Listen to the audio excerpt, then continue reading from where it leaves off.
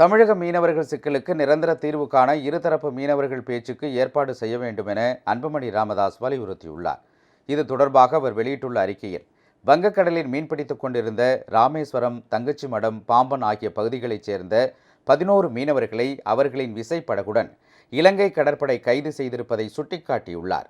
தமிழக மீனவர்களின் வாழ்வாதாரத்தை முடக்கும் நோக்குடன் சிங்கள படையினர் தொடர்ந்து நடத்தி வரும் அத்துமீறல் கடுமையாக கண்டிக்கத்தக்கது என்றும் அவர் சாடியுள்ளார்.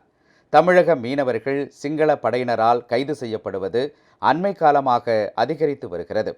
கைது செய்யப்பட்ட மீனவர்களை எந்த நிபந்தனையும் இல்லாமல் விடுதலை செய்வதை வழக்கமாக கொண்டிருந்த இலங்கை அரசு அண்மை காலமாக மீனவர்களுக்கு கோடிக்கணக்கில் தண்டம் விதிப்பதையும் ஆண்டு கணக்கில் சிறை தண்டனை விதிப்பதையும் வாடிக்கையாக்கி கொண்டிருக்கிறது.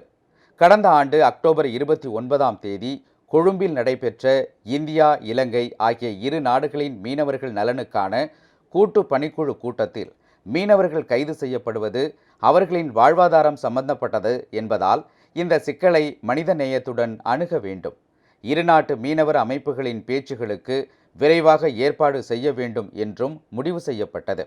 ஆனால் அதன் பின் 5 மாதங்களாகிவிட்ட நிலையில் இருதரப்பு பேச்சுகள் இன்னும் ஏற்பாடு செய்யப்படவில்லை. மீனவர்கள் கைது செய்யப்பட்டு தண்டிக்கப்படுவதும் தொடர்கிறது. இந்தியா, இலங்கை இடையிலான கடல் பரப்பின் அளவை கருத்தில் கொண்டு பார்க்கும்போது இருதரப்பு மீனவர்களும் எல்லை தாண்டாமல் மீன்பிடிப்பது சாத்தியமில்லை என்பதுதான் யதார்த்தம். இதை இலங்கை அரசுக்கு இந்தியா புரிய வைக்க வேண்டும். தமிழக மீனவர்கள் எதிர்கொண்டு வரும் பிரச்சினைகளுக்கு நிரந்தர தீர்வு காணும் வகையில் இருதரப்பு மீனவர்களுக்கு இடையே பேச்சு நடத்த நடுவண் அரசு ஏற்பாடு செய்ய வேண்டும் என அன்புமணி வலியுறுத்தியுள்ளார்.